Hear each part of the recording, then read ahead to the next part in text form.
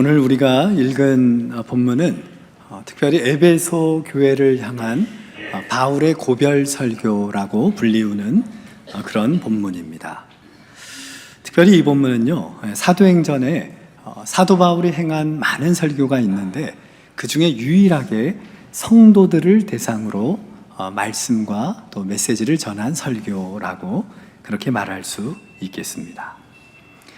여러 의미를 우리가 발견하기 전에 이 바울의 고별 설교이자 사도행전 속의 그의 마지막 유언이라는 점이 특별히 우리의 가슴을 더욱더 깊이 울리게 됩니다. 이것은 단지 우리 목회자들 뿐만이 아니라 우리 성도들에게도 너무나 중요한 의미가 있습니다. 이 땅에 영혼을 품고 양떼를 돌보며 주의 복음을 증거하는 모든 이 땅의 사명자들이 반드시 기억해야 할, 가슴에 새겨야 할 메시지를 우리에게 전하여 주고 있습니다. 먼저 우리 바울 일행의 3차 전도 여행을 잠시 한번 우리가 살펴보아야 합니다. 우리 지도 한번 보실까요? 1차, 2차 전도 여행을 모두 마치고 사도 바울과 그 일행은 세 번째 전도 여행을 떠나게 됩니다. 수리아에 있는 안디옥 교회에서 그들은 파송을 받았기에 그곳에서 세 번째 전도 여행도 시작을 하게 되지요. 그런데 이번 이 세 번째 전도 여행은 특별히 터키 대륙, 소아시아 지역에 마음을 두고 떠난 여행이었습니다. 그러기에 그 땅 가운데 복음을 증거하는 것이 매우 중요한 일이었지요. 그래서 그들이 도달하게 된 곳이 어디냐? 바로 그 전부터 품었던 에베소라는 지역입니다. 여러분, 이 에베소에서요, 무려 2년 6개월 이상의 시간을 보내게 됩니다. 잠깐 들리며 전도여행을 하지 않습니까? 긴 시간을 여기에서 머물게 됩니다. 왜 그럴까요? 바로 여기에서의 복음 전파가, 또 말씀을 가르치고 교인들을 세워나가는 일이, 교회를 섬기는 일이 바로 그 대륙이 소아시아 전체에 끼치는 영향이 너무나 컸기 때문입니다. 그래서 사도 바울은 두란노 서원을 세워서 그곳에서 말씀을 가르치고 강론하면서 사람들을 지도자로 세워가는 일을 계속하여 감당하게 된 것입니다. 그런데 이제 떠나야 할 시간이 다가옵니다.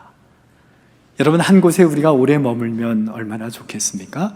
그러나 이제 하나님의 시간이 되어가기에 이제 사도 바울과 일행은 다시 그들을 파송하였던 곳으로 돌아가는 여정을 갖게 된 것입니다. 그런데요, 1, 2차 전도 여행 때 특별히 복음을 증거했던 곳들을 곳곳을 좀 더 둘러보기를 원했습니다.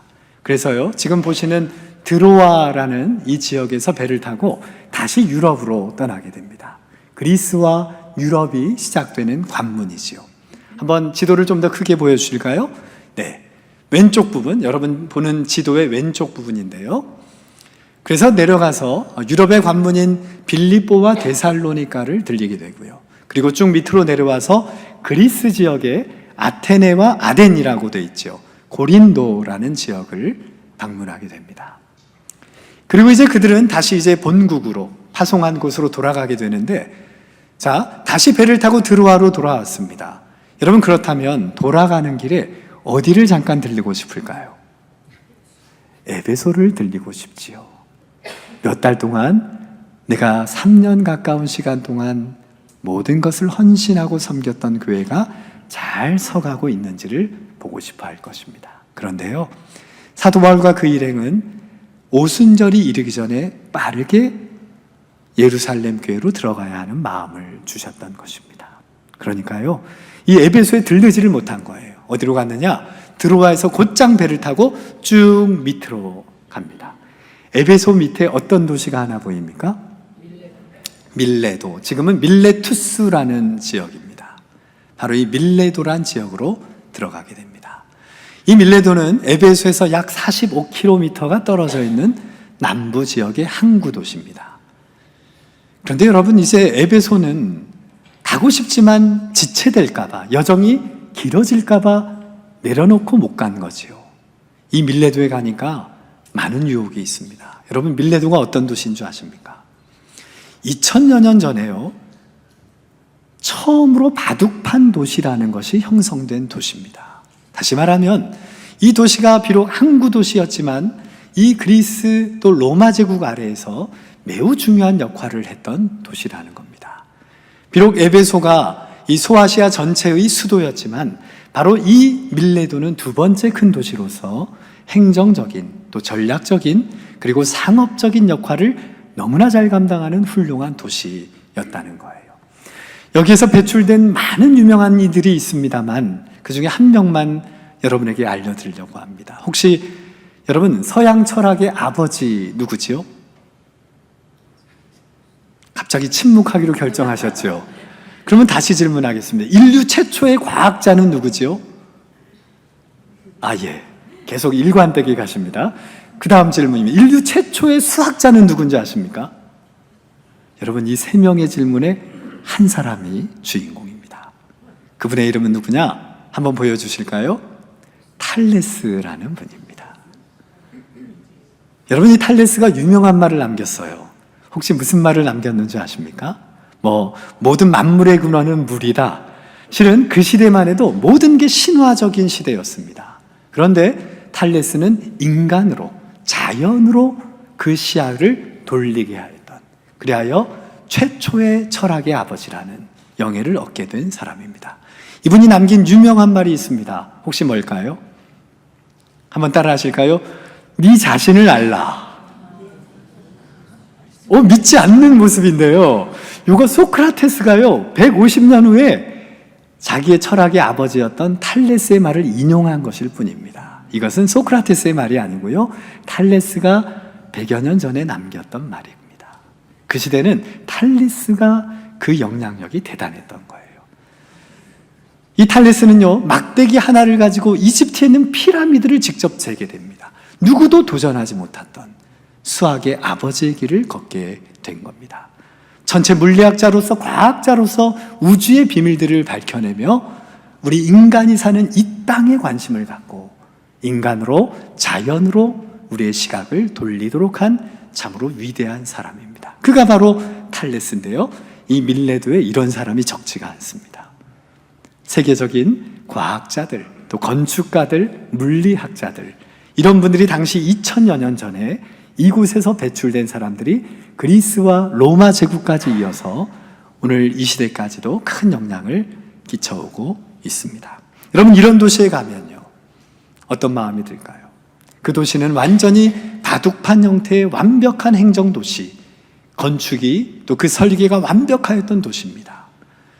요즘에도 별내나 다산 지역 이런 데 가면 정말 눈이 막 이렇게 휘둥그레지지요. 어떻게 도시를 이렇게 잘 설계했나.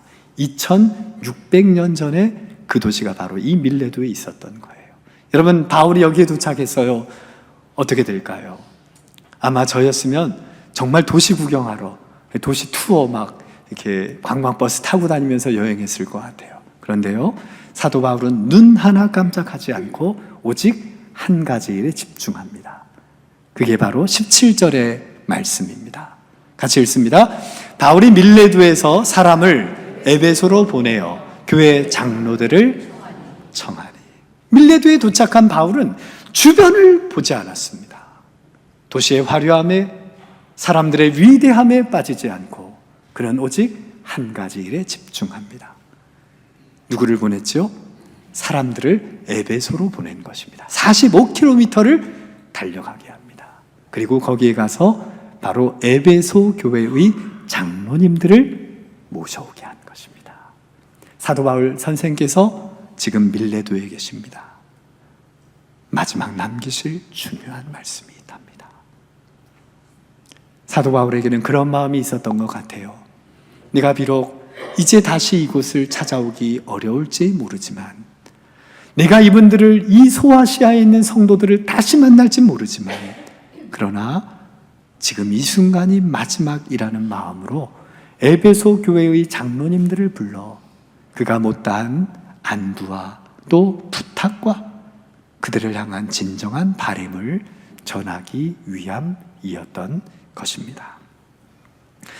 이제 내가 이 아시아 지역을 떠나게 되면 이 성도들을 품고 이들을 돌보고 섬길 주님의 몸된 교회를 이끌어갈 지도자들을 바르게 세우고 격려하기 위하여 그들을 바로 이곳 밀레도로 오도록 요청하였던 것입니다. 그들이요 그 전가를 받고 바로 달려옵니다. 18절의 말씀 같이 읽습니다. 오매 그들에게 말하되 아시아에 들어온 첫날부터 지금까지 내가 항상 여러분 가운데서 어떻게 행하였는지를 여러분도 아는 바니. 여러분, 저는 사람이 이렇게 금세 오는 게 한 단어로 나왔죠. 뭐라고 돼 있죠? 오매. 우리는 오매 이러는데 이 오매는 왔다는 얘기입니다. 뭐 다른 군더더기가 없습니다. 바로 달려왔죠. 사도 바울이 우리를 불렀기에, 와달라고 했기에 모든 것을 제쳐두고 한 걸음에 달려온 거예요. 그들이 오자 포옹했겠지요. 그리고 그들에게 바로 본론을 이야기합니다. 뭐라고 합니까? 내가 이곳 아시아 지역에 들어온 첫날부터 바로 오늘까지 내가 여러분 가운데서 어떻게 행하였는지를 여러분도 아는 바입니다. 여러분, 첫 번째 말씀입니다. 정말 그들은 사도 바울이 아시아에 첫 발을 디뎠던 그때로부터 지금까지 사도 바울이 어떻게 살았는지, 어떠한 말과 행실을 하였는지, 복음을 위하여 어떻게 희생하였는지, 그 성도와 양떼들을 어떻게 품고 눈물을 흘리며 그 사역을 감당했는지를 그들은 너무나 잘 알고 있었던 것입니다. 여러분, 사도 바울은요, 우리의 모든 사역에, 우리의 삶의 판단은 주님이 하실 것이라는 것을 분명히 아는 분이었습니다. 그러나 오늘 지금 그의 고백은 조금 다르지요. 우리 주님은 분명히 우리의 모든 것을 판단하실 것입니다. 그런데요, 사람도 안다는 거예요. 우리가 섬겼던, 우리가 돌보았던, 우리가 가르쳤던, 우리가 이끌었던, 우리가 끝까지 품었던 그 사람들은 모두 안다 모른다, 안다는 거예요. 여러분, 한번 잠깐 옆에 분들 바라보면서 저도 다 알아요. 저도 다 압니다. 저도 다 알아요. 여러분, 진짜 그래요. 정말 다 압니다. 여러분의 자녀들이 모를 것 같습니까? 다 압니다. 여러분의 제자들이 모를 것 같습니까? 전부 합니다. 여러분이 정말 어떤 삶을 살았는지, 어떻게 행하였는지, 어떠한 신앙의 길을 걸었는지, 정말 어떤 크리스찬인지 그들은 모두 아는 것입니다. 사도 바울은 사람에게도 분명한 확신을 가졌던 거예요. 여러분들은 아는 바입니다. 여기에 사용된 18절에 여러분도 아는 바라고 번역된 알다라는 이 단어는 한번 우리가 눈여겨보아야 합니다. 헬라어로는요, 한번 같이 읽어볼까요? 시작. 에피스타마이. 여러분, 헬라어 보고 읽으신 거 맞지요? 예, 한글 보시지 않은 것 같아. 이제 거의 박사 수준인데요. 여러분, 이 알다라는 단어는요, 그냥 우리가 지식적으로 아는 것을 이야기하는 게 아닙니다. 어떻게 아는 건지 한번 그 의미를 같이 한번 우리가 읽어봅니다. 시작. 삶의 경험을 통해 체득한 알입니다. 그냥 어떤 훌륭한 목회자이고 어떤 일을 잘했고 어떤 성과를 이런 얘기를 하는 게 아니라는 거예요.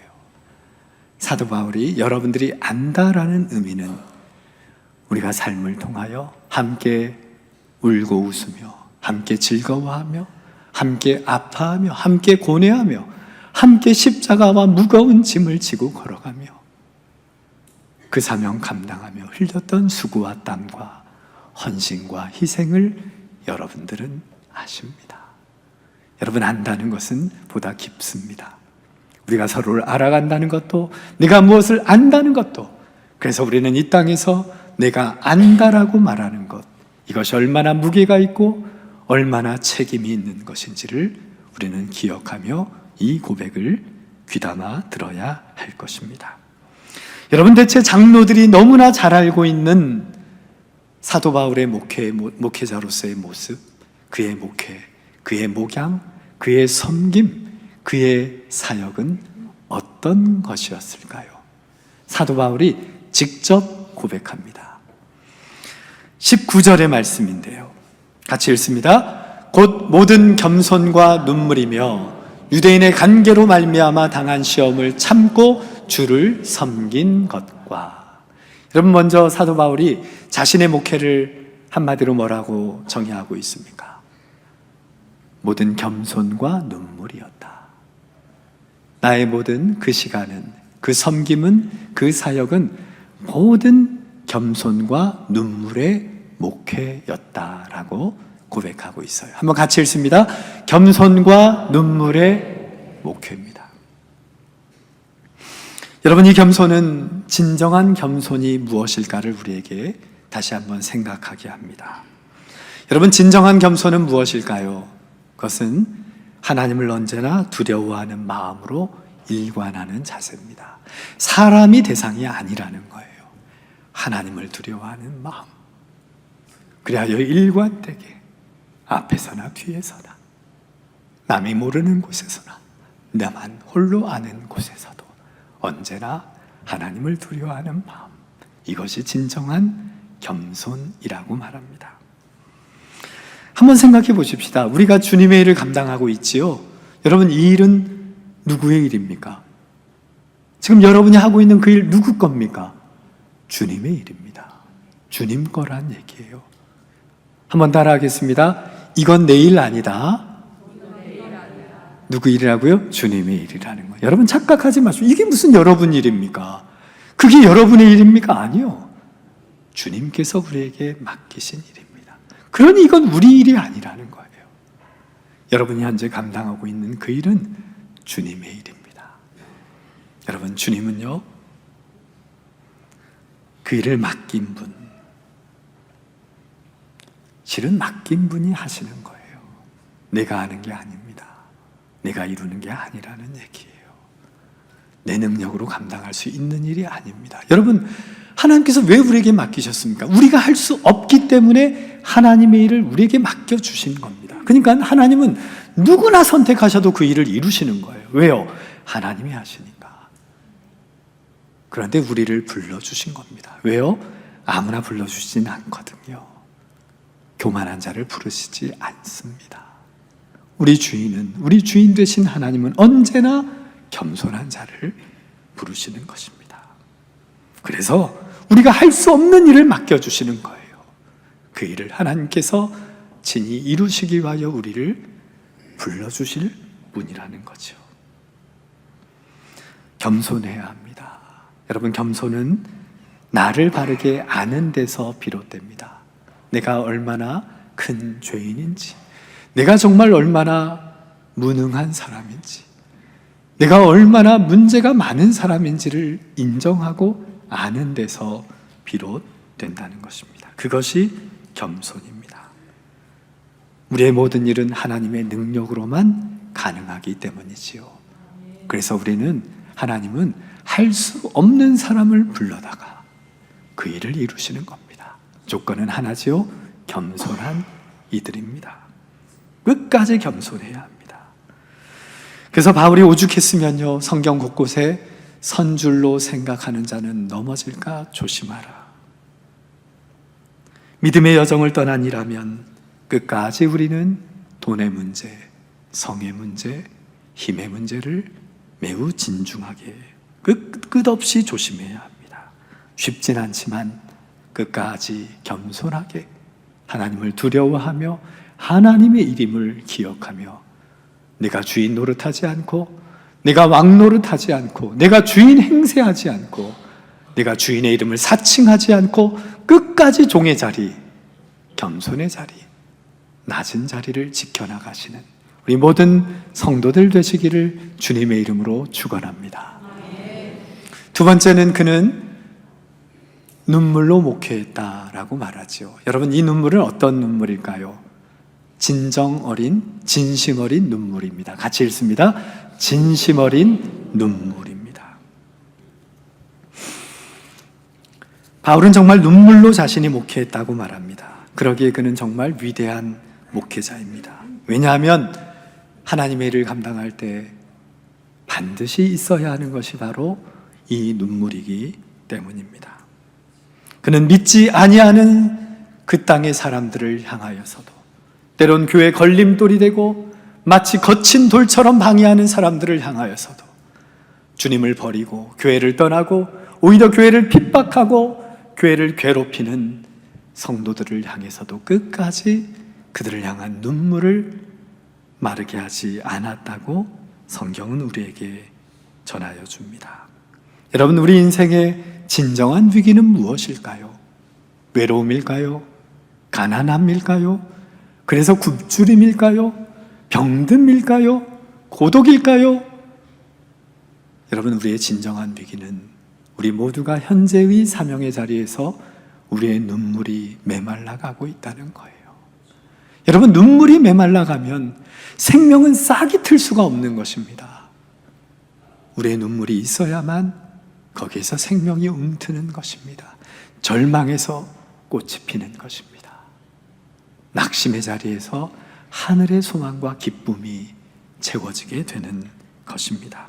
바울은 원래 태생이 냉정한 사람이었습니다.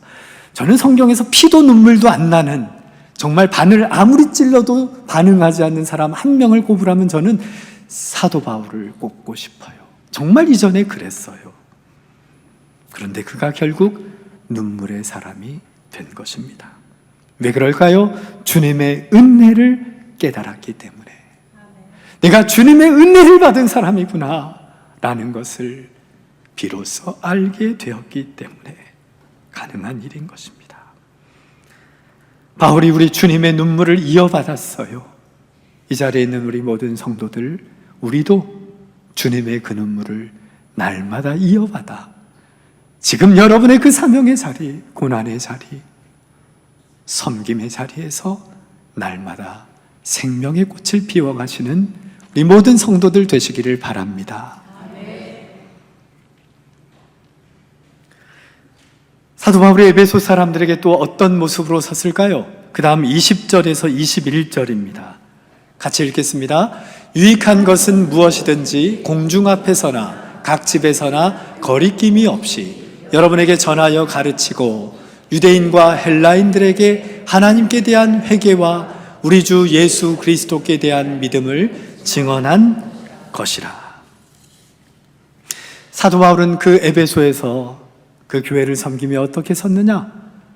복음을 증거하기 위해서라면 어떠한 것도 거리낌 없이 주의 항상 웃고 꾸짖지도 않는 목사라고 착각하지요.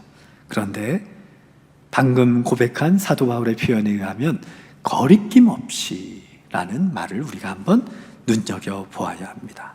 여러분이 거리낌 없다는 말은 뭐냐 하면 어떤 것에도 방해를 받지 않는다는 얘기입니다. 어떤 상황, 어떤 환경과 상관없이, 어떤 사람의 반응과도 상관없이 복음을 증거하기 위해서라면, 그래서 저 사람이 살 수 있는 길이라면, 그것이 저에게 유익한 것이라면 거리낌 없이 전하고 가르치고 증거하고 선포하였다는 말입니다. 얼마나 많은 어려움이 있었을까요? 얼마나 많은 핍박이 있었을까요? 얼마나 많은 위기와 도전과 환난의 자리를 통과했어야 할까요? 어떤 상황에서도 곤욕을 치르든 오해를 받고 상처를 입더라도 거리낌 없이 그는 그릇된 믿음을 회개하게 가르쳤고 주님께로 돌아설 것을 담대히 촉구하였던 것입니다. 여러분, 여러분에겐 이 마음이 있습니까? 정말 여러분의 현재의 부르심의 자리에서 거리낌 없이 그 생명을 위하여, 그 영혼을 위하여 주의 복음을 전하고 가르치는 일을 하고 있습니까? 조금의 방해 때문에, 조금의 어려운 환경 때문에, 조금의 열악한 상황 때문에, 넘을 수 없는 높은 인생의 장벽 때문에 그저 양보하고, 그저 내려놓고, 그저 포기하고, 그저 물러서고, 그저 도망다니며 이 길을 걸어가는 사명자는 아닙니까? 여러분, 사도 바울은 육체적으로도 너무나 연약한 사람이었습니다. 노쇠하였고 병약하였습니다. 그러나 그는 끝까지 겸손과 눈물로서 주님의 은총을 구하며 주님의 증인된 삶을 살았던 것입니다. 거리낌 없이 말입니다. 여러분, 사도 바울은 대체 어떻게 생겼을까 실은 참 궁금합니다. 누가 2000여 년 전에 사진을 찍어놨으면 얼마나 좋겠습니까마는 역사에 거슬러 올라 사람들이 얼마나 사도 바울의 외모에 대해서 관심이 많겠습니까? 현재까지 발견된 사도 바울의 가장 오래된 사진 그림이 하나 있어요. 한번 보실까요? 보이십니까? 로마의 카타쿰에서 발견된 거예요. 그러니까 초대교회이기 때문에 아마 누군가가 사도 바울의 얼굴을 보면서 그렸던지 프레스코화 벽화로 되어 있습니다. 사도 바울의 얼굴이 가장 오래되고 정확한 것이 아닐까 생각하고요. 그 이후에 수많은 2000년 동안의 화가들은 이 모습을 기초로 삼아서 오늘까지도 사도 바울의 모습을 재현하고 또 그려 나가고 있습니다. 한번 얼굴 보십시오. 깡말랐지요. 딱 봐도 좀 까탈스러운 느낌이 드십니까? 저는 이 사진을 볼 때마다 얼마나 위로를 받는지 몰라요. 내가 사도 바울보다 하나도 나은 게 없는데 딱 하나는 낫겠다. 뭘까요? 외모. 저를 인정해 주시는 이런 분들 참 감사할 뿐입니다. 여러분들 왜 조용하십니까? 외모는 제가 저분보다 뒤지진 않을 것 같습니다. 여러분, 저렇게 깡마른 연약한 그냥 몸이 종합병동이었습니다. 끝까지 주님 앞에 하나님 이거 안 고쳐주시면 제가 어떡합니까? 간절히 구했던 사람이지요. 저런 모습으로 끝까지 겸손과 눈물로 목회하며 거리낌 없이 복음을 증거하였던 것입니다. 사도 바울은 에베소 장로님들에게 바로 이것을 부탁한 것입니다. 여러분들도 이제 이 땅에 남아서 교회를 세우고 성도들을 돌볼 텐데 제가 여러분 앞에서 썼던 그 삶의 이력서를 여러분들도 오늘 삶으로 써내려가 주십시오. 지식이 아닌, 내 자리와 권세가 아닌, 내가 이룬 무엇이 아닌 오늘 신실한 그리스도인으로 예수님의 종으로 진정으로 끝까지 그 삶을 걸어가 주십시오. 이 부탁이 바로 오늘 본문의 모습인 거지요. 여러분, 바울의 유언은 마지막으로 이렇게 이어집니다. 22절, 23절입니다. 보라, 이제 나는 성령에 매여 예루살렘으로 가는데 거기서 무슨 일을 당할는지 알지 못하노라. 오직 성령이 각 성에서 내게 증언하여 결박과 환난이 나를 기다린다 하시나. 여러분, 지금 원래 3차 전도여행은 최종 목적지가 어디냐 하면 자신을 파송하였던 수리아의 안디옥 교회였습니다. 그런데요, 중간에 목적지가 바뀌어버리고 말았어요. 어디로 간대요? 예루살렘으로 간다고 합니다. 아유, 거기에 뭐 좋은 게 있을까요? 거기에 우리를 격려해줄, 칭찬해줄, 높여줄 어떤 교인들이 있을까요? 아니요. 그는 그 예루살렘으로 목적지를 바꾼 이유, 갈 수밖에 없는 이유를 설명합니다. 그 이유가 무엇입니까? 같이 읽어볼까요? 성령에 매여. 원래 내 의지는 수리아의 안디옥 교회입니다. 그런데 그는 내 의지를 가지고 날마다 주님 앞에 나아가지요. 그러나 결국 우리는 성령의 뜻이 무엇입니까? 주님께서 어디로 향하기를 원하십니까? 우리는 결국 나의 뜻을 주님의 뜻에 조율해 가는 게 우리 믿음의 길입니다. 실은요, 3차 전도행 곳곳에 갈 때마다, 각 성에 갈 때마다, 도시에 들릴 때마다 성령께서 사도 바울에게 꿈과 환상으로 나타나셨어요. 그래서 뭐라고 하셨느냐? 거기 아니야. 예루살렘으로 가라. 주님, 좋은 게 있습니까? 미안해. 좋은 건 아닐지도 몰라. 거기 가면 기다리는 게 있어. 뭐가 기다릴까요? 방금 읽은 23절 끝부분. 뭐가 기다린대요? 결박과 환난이 너를 기다린다고 성령께서 말씀해 주신 것입니다. 사람들은 다 반대하지요. 왜 거길 가냐고.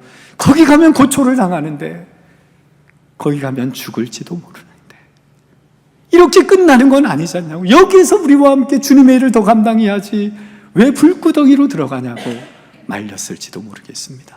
그런데요, 우리는 결국 성령의 인도하심 따라 가는 거예요. 성령에 매여 있는 삶을 살았기 때문에 사람에 매이지 않고 세상의 시선에 매이지 않고 언제나 성령의 인도하심 따라 그 길을 걸어갔던 사도 바울이기에 마지막까지도 변함없이 그 인도함 따라 그 길을 걷게 되었다는 것입니다. 마지막 24절, 정말 그의 유언은 이건데요, 우리 같이 사도 바울의 마지막 말씀, 그의 인생의 고백인데요, 같이 읽겠습니다. 내가 달려갈 길과 주 예수께 받은 사명 곧 하나님의 은혜의 복음을 증언하는 일을 마치려 하면은 나의 생명조차 조금도 귀한 것으로 여기지 아니하노라. 나에게 달려갈 길이 있다는 겁니다. 결코 포기하지 않을, 끝까지 놓지 않을 나의 인생의 노정이 있다는 거예요. 누구에게도 양보할 수 없는, 사람들에게 매이지 않는, 세상에 매이지 않는 오직 성령에 매여 달려갈 길이 있다는 것입니다. 여러분, 그 달려가야 하는 이유를 설명하지요. 그 이유는 무엇입니까? 주 예수께 받은 뭐 때문에? 사명 때문에. 그 사명이 있다는 거예요. 내가 달려가야 하는 이유는 다른 게 아닙니다. 내 무엇을 이루고자 함이 아닙니다. 네가 무엇을 더 멋지게 멋들어지게 이루고자 마무리하고자가 아니라는 얘기입니다. 오직 주 예수께 받은 사명, 우리에게 있다는 거예요. 여러분, 그 사명이 무엇인지 사도 바울은 우리에게 설명하여 줍니다. 그 사명이 뭐지요? 하나님의 은혜의 복음을 뭐하는 일? 증언하는 일. 여러분, 이 땅의 모든 하나님의 백성들, 하나님의 종들에게는 한 가지의 사명만이 있을 뿐입니다. 거창한 세상 사명 얘기하지 마십시오. 우리는 끝까지, 우리가 어떤 상황에 놓여 있든지, 어떤 환경에 처해 있든지, 세상이 우리를 뭐라고 하든지, 세상이 우리를 어떻게 보든지 상관없이 끝까지 하나님의 은혜의 복음을 바로 그 자리에서, 지금 인도하신 그 자리, 하나님께서 보내신 그 자리에서 우리는 이 일을 감당하는 것이 우리의 사명입니다. 여러분, 이 일을 감당하는 사도 바울이니 거기에는 하나의 포부가 있지요. 각오가 하나가 있어요. 그 각오는 뭔지 우리 다시 한번 볼까요? 나의 생명조차 조금도 귀한 것으로 여기지 아니하노라. 여러분, 세상에서 뭐가 제일 두려워요? 내가 가진 것 뺏길까봐, 내가 이룬 것 한순간에 무너질까봐, 세상이 나를 놀릴까봐, 나를 무시할까봐, 내가 소유한 것 한순간에 도둑질 맞을까봐, 누가 훔쳐갈까봐, 누가 끌어내릴까봐 우리는 인생이 두려운 것입니다. 그러냐, 이 사도 바울은 결단합니다. 뭐라고요? 내 생명 내가 버린다. 여러분, 생명 버린 사람이 그 다음 두려운 게 있을까요? 없을까요? 실은 생명이 제일 두려워요. 그러니까 아예 생명을 버려버린 거예요. 조금도 귀한 것을, 조금만 귀한 것으로 여기지, 아니요, 조금도예요. 조금도 귀한 것으로 여기지 않으니 이제 더 이상 사도 바울은 무서울 것이 없어요. 인생의 두려움이 왜 있겠어요? 내 목숨을 이미 조금도 귀한 것으로 여기지 않았는데요. 여러분, 세상에서 무서운 사람 누군지 아세요? 한번 따라 하겠습니다. 너 죽고 나 살자. 따라 하셔야지 왜 웃기만 합니까? 따라합니다. 너 죽고 나 살자. 이 사람들 참 무서워요. 너는 죽어야 된대, 자기만 살고. 근데 이 사람들보다 더 무서운 사람이 있어요. 누군지 아세요? 한번 따라 하겠습니다. 나 죽고 너 죽자. 이거 조폭들이 쓰는 슬로건이에요. 조폭들은 먼저 자기를 그어요. 그 다음에 너 죽자입니다. 나 죽어, 무서운 게 없어요. 조폭이 두려워하는 거 보셨어요? 몸을 자해한 조폭이 혹시 싸움에서 두려워하는 거 보시면 알려주세요. 제가 그분 만나서 밥 한 끼 사드릴게요. 없을걸요. 무서워요. 정말 무서워요. 그런데요, 사도 바울이 더 무섭네요. 뭐라고 합니까? 나 죽고 너 살자입니다. 나는, 내 생명은 죽었다는 거예요. 나는 우리 가정에서 죽었다는 거예요. 그런데 그 목적이 있지요. 너를 살게 하기 위해서. 주님이 그를 살리시기 원하니 나는 죽겠다는 것입니다. 여러분, 진짜 이 세상에서 무서운 사람은 이 사람이에요. 우리 다시 한번 큰 소리로 고백합니다. 나 죽고 너 살자. 혹시 이 다음 여러분 묘비에 뭘 쓸까 고민하시는 분들, 그렇게 고민 많이 할 필요 없습니다. 나 죽고 너 살자. 기억하십시오. 이것이 오늘 사도 바울이 우리에게 보여주는, 가르쳐주는, 전하여주는 마지막 메시지입니다. 우리 그 길 갑시다. 뒤돌아보지 말고 현재 주신 자리에서 겸손과 눈물로, 그리고 어떤 상황에서도 복음을 위하여는 거리낌 없이 담대하게, 주저함 없이, 그리고 때로 찾아오는 두려움과 불안과 걱정 때문에 떨지 마시고 내 목숨 내가 스스로 포기합니다. 희생과 헌신과 나의 생명을 바치겠습니다. 스스로 포기함으로 이 세상의 모든 두려움을 담대히 넘어가시는 우리 모든 성도들 되시기를 주님의 이름으로 축원합니다.